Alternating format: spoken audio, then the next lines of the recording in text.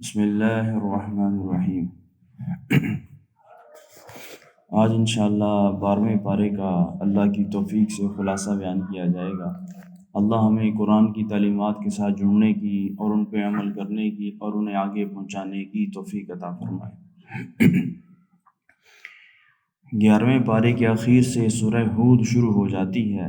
اس صورت میں انبیاء کرام علیہم الصلوۃ والسلام کے واقعات اور ان کی قوموں کی نافرمانی اور اللہ کا انہیں عذاب میں مبتلا کرنا تفصیل سے بیان کیا گیا ہے۔ سورہ ہود، سیدنا صدیق اکبر رضی اللہ عنہ نے آپ صلی اللہ علیہ وسلم سے پوچھا، اے اللہ کے حبیب، کیا وجہ ہے آپ دن بدن بوڑھے ہوتے چلے جا رہے ہیں؟ آپ کے اوپر بڑھاپے کے آثار آنا شروع ہو گئے ہیں۔ رسول اللہ صلی اللہ علیہ وسلم نے ارشاد فرمایا، شیبتنی ہود والواقعۃ والمرسلات وعما یتساءلون۔ ابو بکر، مجھے سورہ ہود کے مضامین نے بڑھا کر دیا ہے، مجھے سورہ واقعہ کے مضامین نے بڑھا کر دیا ہے۔ ان میں قوموں کی نافرمانی اور اللہ کی پکڑ اور آخرت کے اندر عذاب دیا جانا اللہ نے ان صورتوں میں بیان فرمایا ہے۔ اس سے پتہ چلتا ہے کہ پیغمبر کو کتنی تکلیف ہوتی ہے۔ روحانی امت کی نافرمانی تو پیغمبر پہ اثر انداز ہوتی ہی ہوتی ہے، جسمانی اعتبار سے بھی حضور کے اوپر امت کی وجہ سے، نافرمانی کی وجہ سے بڑھاپے کے آثار آ جائے۔ اس سے درد کا پتہ چلتا ہے کہ حضور صلی اللہ علیہ وسلم اپنی امت کے لیے کتنے فکر مند تھے۔ سورت کی ابتدا میں اللہ نے ارشاد فرمایا، استغفروا ربکم ثم توبوا الیہ یمتعکم متاعا حسنا الی اجل مسمی۔ امت محمدیہ، اللہ سے رجوع کرو، توبہ کرو، اللہ تمہیں مقررہ وقت تک دنیا کا سامان بھی خوبصورت کر کے عطا فرمائے گا۔ قرآن نے ایک جگہ پہ دنیا کو متاع الغرور کہا ہے، یہ دھوکے کا گھر ہے، دھوکہ ہے، اور اس جگہ پہ قرآن دنیا کو متاعا حسنا، اچھا سامان کہہ رہا ہے۔ ان دونوں میں فرق یہ ہے کہ جو بندہ آخرت سے غافل ہو کر دنیا کمانے میں لگے گا، اس کے لیے دنیا دھوکے کا گھر ہے اور برے انجام کا سبب ہے۔ البتہ جو بندہ اللہ کے احکامات کی پاسداری کرتے ہوئے حلال مال کماتا ہے تو یہ دنیا اس کے لیے باعث اجر بھی ہے اور یہ مال اس کے لیے اخروی انجام کے اعتبار سے بہتری کا سبب بنے گا۔ حضرت عثمان رضی اللہ عنہ کو اللہ نے 3 سے 4 موقع پہ دنیا میں جنت کی بشارت دی، اور یہ چاروں مواقع وہ تھے جب حضرت عثمان نے اپنے مال کو اللہ کے نام پہ خرچ کیا۔ پھر اللہ فرماتے ہیں، وَمَا مِن دَابَّةٍ فِي الْأَرْضِ إِلَّا عَلَى اللَّهِ رِزْقُهَا۔ اور لوگوں یہ بات ذہن نشین کر لو، دنیا کے اندر جتنی بھی مخلوقات بستی ہیں، ان کو کھلانا، ان کو روزی دینا، یہ خالق نے اپنے ذمے لے رکھا ہے۔ یہ خالق نے اپنے ذمے لے رکھا ہے۔ تمہارے ذمے محنت کرنا ہے، تمہارے ذمے تدابیر اختیار کرنا ہے، تمہارے ذمے پلاننگ کر کے کام شروع کرنا ہے، اس میں برکت ڈالنا اور اس میں رزق دینا اللہ کا کام ہے۔ اس کے بعد اللہ جل جلالہ انسانی فطرت کے بارے میں ارشاد فرماتے ہیں، وَلَئِنْ أَذَقْنَا الْإِنسَانَ مِنَّا رَحْمَةً۔ جب ہم کسی انسان کو رحمت والے حالات دیتے ہیں اور پھر وہ حالات اس سے واپس لے لیتے ہیں، إِنَّهُ لَيَئُوسٌ کفور، تو انسان بڑا ناشکرہ بن جاتا ہے، انسان بڑا ناشکرہ ہو جاتا ہے۔ اور جب ہم اسے پریشانی کے بعد نعمتیں دیتے ہیں تو لَيَقُولُنَّ، تو وہ کہتا ہے، ذَهَبَ السَّيِّئَاتُ عَنِّي إِنَّهُ لَفَرِحٌ فَخُورٌ، کہ پریشانیاں مجھ سے دور چلی گئیں، تو وہ شکر کرنے کی بجائے اتراتا ہے۔ حالانکہ یہ دونوں صفات ٹھیک نہیں ہیں۔ جب پریشانی آنی چاہیے تو اسلام کا تقاضا تو یہ ہے کہ بندہ صبر کرتا، اور جب اللہ اسے خوشی والے حالات نصیب فرمائے تو تقاضا یہ تھا کہ یہ شکر ادا کرتا۔ دونوں حالتوں میں انسان اللہ کا نہ شکر، دونوں حالتوں میں۔ اس لیے میرے عزیزو، ایک شکر کو لازم پکڑ لیں، اپنی اور اپنی اولاد کی زبانوں پہ یہ جملہ سانس کی طرح چلوا دیں، یا اللہ تیرا شکر ہے، یا اللہ تیرا شکر ہے۔ میں دعویٰ کرتا ہوں اللہ کبھی آپ کو دنیا میں گرنے نہیں دے گا، کبھی بھی آپ کو گرنے نہیں دے گا جب تک آپ اللہ جل جلالہ کا شکر ادا کرتے رہیں گے۔ کیونکہ قرآن کی نص ہے کہ جو بندہ میری نعمتوں کی شکر ادا کرے گا، میرے انعامات کا شکر ادا کرے گا، میں اپنے انعامات کو بڑھاتا چلا جاؤں گا۔ اس کے بعد اللہ جل جلالہ نے ارشاد فرمائے، ام یقولون افترا، یہ لوگ میرے پیغمبر کے بارے میں باتیں کرتے ہیں کہ محمد نے اپنی طرف سے قرآن بنایا ہے، اپنی طرف سے قرآن گھڑا ہے۔ قل فاتوا بعشر سورۃ مثلہ مفتریات، پیغمبر ان سے کہو تم ذرا 10 صورتیں تو لے کے آؤ، قرآن جیسی 10 صورتیں بنا کے دکھاؤ۔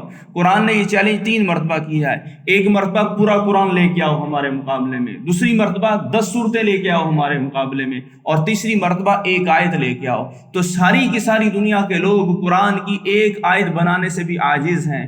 قرآن جیسی آیت بھی نہیں لے کے آ سکتے اور قرآن جیسا نظام بھی نہیں لے کے آ سکتے۔ غربت دور کرنے کا نظام جو اسلام نے دیا ہے زکوٰۃ سے بڑھ کے پوری دنیا میں نظام نہیں ہے۔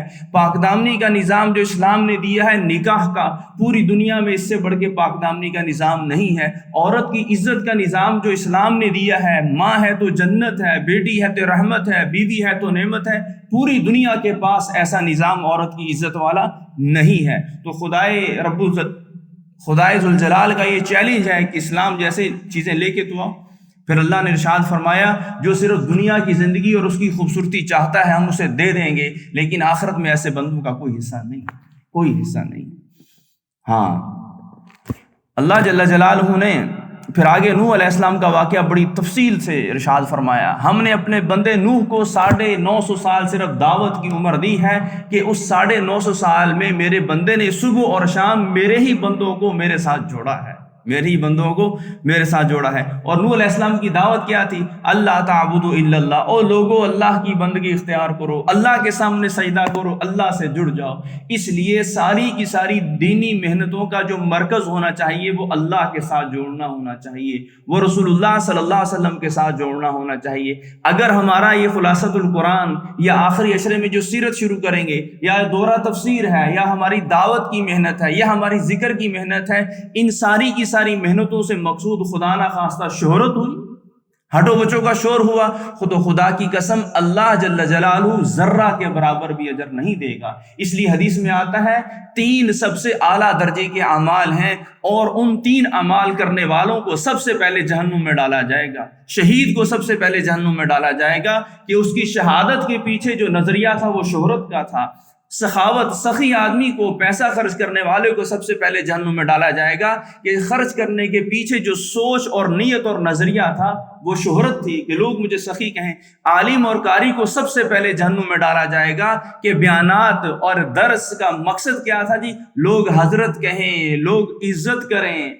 یہ کام کریں گے تو لوگ عزت کرتے ہیں، لیکن ان کاموں کرنے کی بنیاد یہ نیت کر کے کرنا کہ لوگ میری عزت کریں، لوگ مجھے قاری صاحب کہیں، ہاں جی، لوگ میرے لیے کھڑے ہوں، تو ایسے لوگوں کو سب سے پہلے جہنم میں ڈالا جائے گا۔ اس لیے میرے عزیزو سارے کے سارے کام قل ان صلاتی و نسکی و محیای و مماتی للہ رب العالمین، اے میرے محبوب دنیا والوں کو کہہ دیں میری جسمانی عبادات، میری مالی عبادات، میری زندگی اور میرا دنیا سے چلے جانا صرف اللہ کی وجہ سے ہے۔ مجھے کسی سے کوئی اجر نہیں چاہیے، مجھے کسی سے کسی اجر کا مطالبہ نہیں ہے۔ تو نوح علیہ السلام نے 950 سال اپنی قوم کو اللہ کے ساتھ جوڑا، تو قوم کا آگے جواب کیا تھا؟ ما نراک الا بشرا، تم تو ہمارے جیسے انسان ہو، ہم تمہاری پیروی کس لیے کریں؟ وما نراک اتبعک الا الذین هم اراذلنا، اور ہم یہ بھی دیکھتے ہیں کہ نوح تیرے پیچھے جو چلنے والے لوگ ہیں، تیری بات جو ماننے والے لوگ ہیں، وہ تو غریب طبقہ ہے، وہ تو کمزور اور بے حیثیت لوگ ہیں۔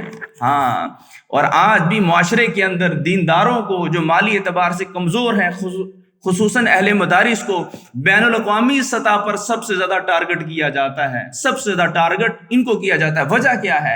کیونکہ مغربی دنیا دین اسلام کو ختم کرنا چاہتی ہے، اور مدارس دین اسلام کے قلعے اور مرکز ہیں۔ مسجد ہوگی، مدرسہ ہو گیا، خانقاہ ہوگی، مرکز ہو گیا، یہ ساری کی ساری وہ جگہ ہیں جہاں پہ انسان اور امت مسلمہ کا طبقہ دین سیکھتا ہے۔ اس لیے باطل کو اور مغرب کو مدارس اور مساجد سے چڑ ہے۔ اور ہمارے بھی بعض سیاستدان جو صرف نام نہاد مسلمان ہیں، دین کی کوئی شدت نہیں رکھتے ہیں کہ دنیا چاند پہ پہنچ گئی، اور یہ مسجد اور مدرسے والے یہ ابھی تک اسی قرآن میں لگے ہوئے ہیں، اسی حدیث میں لگے ہوئے ہیں۔ تو میرے بھائیوں، ایک بات ذہن نشین کر لینا، ہاں جی، کہ مدارس کا کام، علماء اور مفتیان کا کام قرآن و سنت کی تعلیم اور تبلیغ ہے، اور جو معاشرے کو جدید مسائل پیش آئیں ان مسائل کا حل پیش کرنا یہ مفتیان کے ذمے ہے، اور مدارس اپنے اس کام میں کامیاب ہیں۔ امت کو جو بھی دینی مسئلہ درپیش ہوتا ہے یہ لوگ اس کی رہنمائی کرتے ہیں۔ اس کے برعکس جو ذمہ داری ہماری اعلیٰ طبقے کے افسران پہ تھی، جو یونیورسٹیز کے طبقے پہ تھی، جو کالجز کے طبقے پہ تھی، کہ اس میں کامیابی کی کتنی شرح ہے؟ ہاں جی، کتنی شرح ہماری یونیورسٹیز کی کامیابی کی، اور وہ ہم سب کے سامنے ہے۔ ان کا کام کیا تھا کہ جدید ٹیکنالوجی بناتے، نئی نئی ایجادات کرتے، یہ سارا کا سارا ذمہ ہماری یونیورسٹیز اور اعلیٰ تعلیم یافتہ طبقے کے ذمے تھا۔ اگر دونوں کا موازنہ کیا جائے، یونیورسٹیز اور کالج کے اندر خاطر خواہ بجٹ کا اعلان ہوتا ہے کہ اتنا خرچ ہے فلاں یونیورسٹی کا، اتنا خرچ ہے فلاں یونیورسٹی کا، اور اس کے مقابلے میں مدارس اور مسجد، اس میں جو دین سے محبت کرنے والے ہیں، اللہ کے نام پہ خرچ کرنے والے ہیں، آپ جیسے غریب لوگ، ہم جیسے، یہ سارے کے سارے اپنا 1000 روپے 500 روپے دے کے اللہ کا شکر ادا کرتے ہیں کہ یا اللہ تیرا شکر ہے کہ میرا پیسہ ایک اچھی جگہ پہ لگ گیا۔ ان کے تعاون سے مسجد بھی چلتی ہے، مدرسہ بھی چلتا ہے، خانقاہ بھی چلتی ہے، مرکز بھی چلتا ہے، کیونکہ ان کے لیے پارلیمنٹ میں کوئی اعلان نہیں کیا جاتا۔ اور دونوں کا نتیجہ کیا ہے؟ ہاں جی، دونوں کا نتیجہ کیا ہے؟ پوری دنیا کے مسلمان اپنے بچوں کو دینی تعلیم دلوانے کے لیے پاکستان بھیجتے ہیں، کیونکہ پاکستان کو اللہ نے دین کے اعتبار سے مرکزیت عطا فرمائی ہے۔ تو یہ جو مدارس کا کام تھا، وہ اپنے کام میں تو بالکل کامیاب جا رہے ہیں کہ دنیا اپنے بچوں کو یہاں بھیجتی ہے۔ آپ کبھی چلے جائیں کراچی جامعہ بنوریہ میں 35 سے 40 ممالک کے لڑکے اور لڑکیاں آپ کو ملیں گے۔ رائیوڈ چلے جائیں، کیا چین، کیا افریقہ، کیا امریکہ، سب بچے آپ کو وہاں پہ تعلیم حاصل کرتے ہوئے ملیں گے۔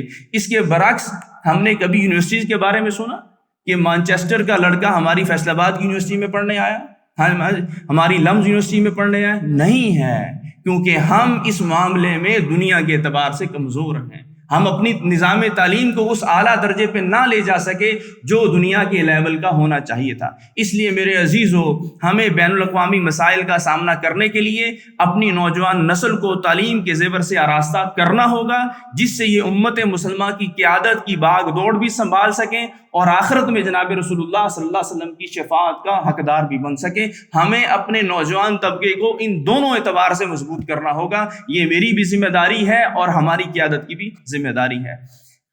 اور ایک اللہ جل جلالہ نے پھر نوح علیہ السلام کی ایک بات نقل فرمائی کہ یہ غریب لوگ آپ کی اتباع کرتے ہیں، ان غریب لوگوں کو چھوڑ دیں۔ تو نوح علیہ السلام نے فرمایا، یا قومی من ینصرنی من اللہ ان ترکتہم، اے لوگوں، مجھے اللہ سے کون بچائے گا اگر میں غریب ایمان والوں کو اپنی مجلس سے ہٹا دوں گا۔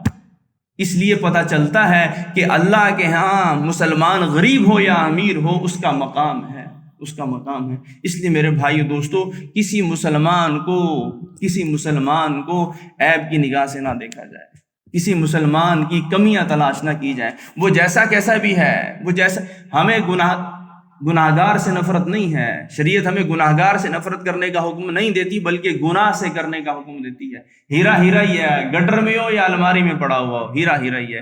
گٹر سے نکال دو، قیمت اس کی بھی اتنی ہے جتنی الماری میں پڑے ہوئے ہیرے کی ہے۔ اللہ ہمیں امت مسلمہ کی قدر کی توفیق عطا فرمائے۔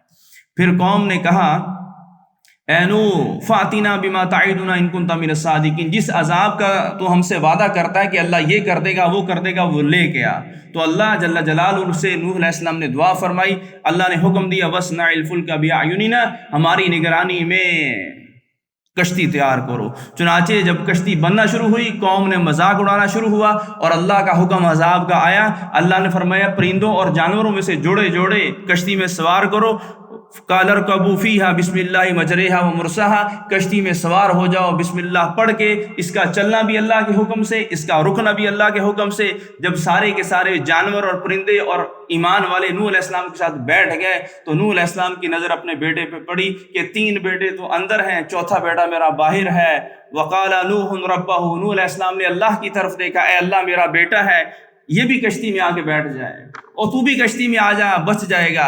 اس نے کہا میں پہاڑ پہ چڑھ جاؤں گا۔ پھر نوح علیہ السلام نے اللہ سے دعا کی، قال یا نوح، اللہ کی طرف سے جواب ہے، انہ لیس من اہلک، یہ تیرا بیٹا کہلانے کے لائق ہی نہیں، یہ تیری اولاد کہلانے کے لائق ہی نہیں ہے۔ کیوں؟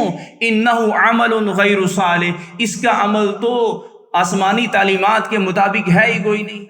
فلا تسألنی ما لیس لک بہ علم، تو لہٰذا اس معاملے میں مجھ سے بات نہیں کرنی نوح جس بارے میں تجھے علم نہیں ہے۔ تو میرے عزیزو، نسبت چاہے پیغمبری کی بیٹے کی کیوں نہ ہو، اگر اللہ کی تعلیمات سے جڑا ہوا نہ ہوگا، اللہ اسے بھی تباہ کرے گا، اللہ اسے بھی تباہ کرے گا۔ پھر اللہ جل جلالہ نے اس کے بعد رسول اللہ صلی اللہ علیہ وسلم کو مخاطب کر کے فرمایا تلک من انباء الغیب نوحیہ علیک، اے میرے محبوب یہ وہ غیب کی خبریں ہیں جو ہم آپ کو عطا کرتے ہیں، فاصبر ان عاقبۃ للمتقین، آپ اپنی قوم کی نافرمانی پہ صبر کریں جس طرح نوح نے کیا، نتیجے میں وہ بھی کامیاب ہوئے، ہم آپ کو بھی کامیاب کریں گے۔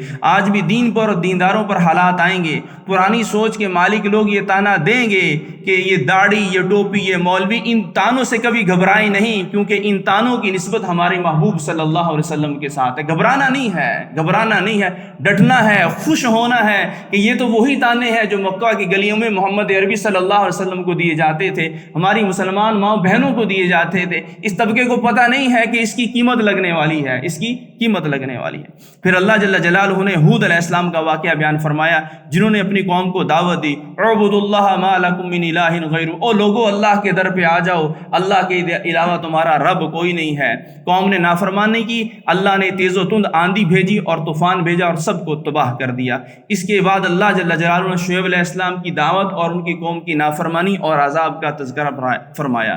پھر اللہ جل جلالہ نے جناب ابراہیم علیہ السلام کا تذکرہ فرمایا اور انہیں بڑھاپے میں اولاد کی خوشخبری دی۔ جب ان کی بیوی کو پتہ چلا کہ میری عمر تو 80-90 سال کے قریب ہے اور مجھے بیٹا ہوگا، تو انہوں نے اپنا ہاتھ اپنے سر پہ اس طرح مارا کہ مجھے بیٹا ہوگا، میں تو بوڑھی ہو چکی ہوں۔ تو فرشتوں نے کہا اتعجبین من امر اللہ، آپ اللہ کے معاملات کے ساتھ حیرت انگیزی کا اظہار کرتی ہیں؟ ہاں جی، جو اللہ چاہتا ہے وہ ہو جاتا ہے۔ اس لیے میرے بھائی دوستو، جوانی میں بھی اولاد کون دے گا جی؟ اللہ دے گا۔ بڑھاپے میں بھی اولاد کون دے گا جی؟ اللہ دے گا۔ کسی کے پاس جانے کی ضرورت نہیں ہے، صرف اللہ کے در کے ساتھ چمٹنے کی ضرورت ہے۔ اس کے بعد اللہ جل جلالہ نے لوط علیہ السلام کا تذکرہ فرمایا اور یہ ابراہیم علیہ السلام کے بھتیجے تھے۔ وَلَمَّا جَاءَتْ رُسُلُنَا لُوطًا سِیَّ بِهِمْ، اللہ اکبر۔ ان کی قوم کی ایک بیماری تھی، یہ اپنی شہوت کو عورتوں کی بجائے، جو اللہ نے ایک نکاح کا راستہ رکھا ہے اس کی بجائے نوجوان لڑکوں سے پورا کرتے تھے، اور یہ وہ برائی تھی جس کو قرآن بیان فرماتا ہے کہ لوط علیہ السلام کی قوم سے پہلے یہ گندا کام کسی قوم نے بھی نہیں کیا تھا، کہ جب فرشتے خوبصورت نوجوانوں کی شکل میں لوط کے پاس مہمان بن کے آئے، سِیَّ بِهِمْ، لوط علیہ السلام بہت پریشان ہو گئے، وَذَاقَ بِهِمْ زَرْعًا، اور دل تنگ ہو گیا کہ میری قوم مجھ سے یہ مانگنے کا مطالبہ کرے گی کہ ہم اس کے ساتھ گندا کام کرنا چاہتے ہیں، اور یہ تو میرے مہمان ہیں، اور مہمان تو میری بھی عزت ہوتا ہے، آپ کی بھی عزت ہوتا ہے، تو پیغمبر کی کیا شان ہوگی۔ وَجَاءَهُ قَوْمُهُ يُهْرَعُونَ إِلَيْهِ، قوم بھاگتی ہوئی آئی، ہاں جی، تو لوط علیہ السلام نے فرمایا یہ میری قوم کی بیٹیاں، ان سے نکاح کرو، اپنی چاہتوں کو پورا کرو۔ تو انہوں نے کہا کہ تو جانتا ہے نا ہماری چاہت کیا ہے؟ تو انہوں نے کہا فَاتَّقُوا اللَّهَ، او ہاتھ جوڑے، اللہ سے ڈر جاؤ، وَلَا تُخْزُونِي فِي ضَيْفِي، میرے مہمانوں کے سامنے مجھے شرمندہ نہ کرو۔ پیغمبر کو کس درجے کا دکھ دیا جا رہا ہے، کس درجے کی ڈپریشن دی جا رہی ہے کہ یہ کام نہ کرو۔ ہاں جی، لوط علیہ السلام نہیں جانتے تھے کہ یہ نوجوان انسان نہیں ہے بلکہ یہ تو فرشتے ہیں، اللہ اکبر۔ تو جب لوط علیہ السلام کی پریشانی انتہا کو پہنچی تو فرشتوں نے پھر کہا قالوا یا لوط انا رسل ربک، گھبرانا نہیں ہے، گھبرانا نہیں، ہم تیرے رب کے بھیجے ہوئے فرشتے ہیں، یہ ہم تک کبھی بھی نہیں پہنچ سکتے، تو راتوں رات اپنی قوم کو، اپنے ماننے والوں کو لے کے چل، ٹھیک ہے۔ انا موعدہم الصبح، ان کے عذاب کا وقت صبح کا ہے، اور جب صبح آئی اللہ فرماتے ہیں جعلنا عالیہا سافلہا، ہم نے بستی کی اوپر والی جگہ کو نیچے والی جگہ کر دیا اور ان کے اوپر پتھر برسائے، اور لوط علیہ السلام کی بیوی بھی تباہ شدہ لوگوں میں شامل تھی۔ ہاں، یہ وہ نقطہ اہمیت ہے کہ اللہ کی نافرمانی کوئی بھی کرے گا، اللہ کے ساتھ کسی کی کوئی رشتہ دار نہیں ہے۔ ماننے والے ہمیشہ عزت میں رہیں گے، اور نہ ماننے والے چاہے وہ گدی نشین ہوں، چاہے وہ مارکیٹ میں بیٹھے ہوئے ڈاکٹرز ہوں، چاہے وہ 3 پیس میں ملبوس ایک خوبصورت آدمی ہو، اگر وہ اللہ کی نافرمانی کرے گا تو اللہ کے ہاں اس کی کوئی عزت نہیں ہے۔ پھر اللہ جل جلالہ نے دوبارہ شعیب علیہ السلام کی قوم اور ان کی تباہی کا تذکرہ فرمایا۔ پھر اللہ جل جلالہ نے فرعون کے بارے میں ارشاد فرمایا یقدم قومہ یوم القیامت، قیامت کے دن فرعون اپنی قوم کے آگے آگے ہوگا، فاوردہم النار، اور قوم سمیت سب جہنم میں ڈال دیے جائیں گے۔ لہٰذا ہمیں بھی غور کرنا چاہیے کہ ہمارا پیشوا کون ہے، ہم کس کے پیچھے چل رہے ہیں، ہم کس کے نعرے لگاتے ہیں، محمد عربی کی بات ہوتی ہے یا کسی اور کی بات ہوتی ہے؟ ہمارا پیشوا فرعون کی طرح تو نہیں ہے جو اللہ سے نا آشنا ہے، ہمارا پیشوا حضرت محمد عربی صلی اللہ علیہ وسلم ہے۔ یہ وہ صورت ہے جس کے واقعات نے رسول اللہ کو بڑا کر دیا تھا۔ ہم اگر بوڑھے نہیں ہوتے تو کم از کم دل میں پریشانی ضرور ہونی چاہیے۔ سورہ ہود کے آخر میں اللہ نے فرمایا وَكُلًّا نَقُصُّ عَلَيْكَ مِنْ أَنْبَاءِ الرُّسُلِ مَا نُثَبِّتُ بِهِ فُؤَادَكَ، اے میرے محبوب یہ انبیاء کے واقعات ہم نے آپ کو اس لیے سنائے تاکہ آپ کے دل کو مضبوطی پیدا کریں۔ جب بھی حالات تنگ ہو جائیں، معاشرہ آپ کو پریشان کر دے، ڈپریشن کا شکار ہو جائیں، قرآن کھولیں، قرآن کا ترجمہ پڑھیں اور انبیاء کے واقعات پڑھیں، اللہ آپ کے دل کو مضبوط کر دے گا، اللہ آپ کے قدموں میں اٹھنے کی طاقت پیدا کر دے گا، اللہ آپ کے جسم کی خون کی گردش کو تیز کر دے گا۔ پھر فرمایا اعملوا علی مکانتکم انا عاملون، میں نے تمہیں دعوت دے دی، میرا جو کام تھا اب تم اپنے دین پہ عمل کرو، میں اپنے دین پہ عمل کروں گا اور میدان محشر میں اللہ ہمارا فیصلہ فرمائے گا۔ اس کے بعد سورہ یوسف ہے۔ ابراہیم علیہ السلام کے دو بیٹے تھے، اسحاق اور اسماعیل، پھر اسحاق کے بیٹے یعقوب اور یعقوب کے بیٹے یوسف علیہ السلام تھے۔ پیغمبر صلی اللہ علیہ وسلم نے ارشاد فرمایا کریم ابن کریم ابن کریم ابن کریم، یعنی یوسف کے والد یعقوب، یعقوب کے والد اسحاق اور اسحاق کے والد ابراہیم، یہ چاروں یعنی نبی ہیں۔ یعقوب علیہ السلام کے 12 بیٹے تھے، پھر انہی سے بنو اسرائیل کے 12 قبیلے بنے۔ یوسف علیہ السلام کو اللہ نے غیر معمولی صلاحیت اور حکمت سے نوازا تھا، اس لیے یعقوب علیہ السلام ان کو اپنے بہت قریب رکھتے تھے، جس کی وجہ سے باقی بھائی حسد کرتے تھے، جس کی تفصیل آگے آ رہی ہے۔ فرمایا نحن نقص علیک احسن القصص، اے میرے محبوب ہم آپ کو قرآن کا سب سے خوبصورت قصہ سنانے لگے ہیں۔ وجہ کیا ہے؟ کیونکہ اس واقعے میں توحید ہے، رسالت ہے، خوابوں کی تعبیر ہے، سیاست اور حکومت کس طرح چلانی ہے، یہ سارے کے سارے معاملات اللہ نے اس میں تفصیل سے بیان فرمائے ہیں۔ یوسف علیہ السلام نے خواب دیکھا، انی رأیت احد عشر کوکبا، اے میرے والد محترم میں نے خواب دیکھا 11 ستارے سورج اور چاند مجھے سجدہ کر رہے ہیں۔ تو والد یعقوب نے کہا کہ یہ خواب اپنے بھائیوں کو نہ سنانا، حسد کریں گے۔ بھائیوں نے پروپیگنڈا شروع کیا قتل کرنے کا، کھیل کے بہانے سے لے گئے اور کنویں میں ڈال دیا اور باپ کو آ کے کرتا خون آلود دے دیا کہ یوسف کو بھیڑیا کھا گیا۔ تو جب یعقوب علیہ السلام نے یہ بات سنی تو فرمایا صبر جمیل، میں تو صبر ہی کروں گا، اللہ ہی میرا مدد کرنے والا ہے۔ ہاں جی، قافلے والوں نے ڈول ڈالا، بچہ نکلا، غلام بنایا اور چند ٹکوں کے عوض میں فروخت کر دیا۔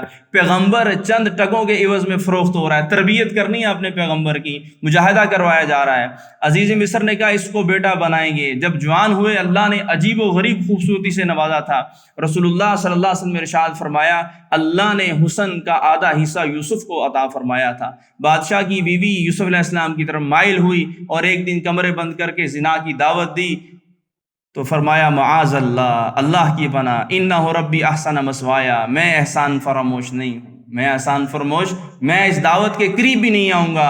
اس لیے رسول اللہ نے فرمایا 7 نوجوان اللہ کے عرش کے سائے میں ہوں گے، 7 بندے، اور ان میں ایک نوجوان وہ بھی ہوگا جس کو ایک خوبصورت عورت برائی کی دعوت دے اور وہ کہے مجھے اللہ جل جلالہ سے ڈر لگتا ہے۔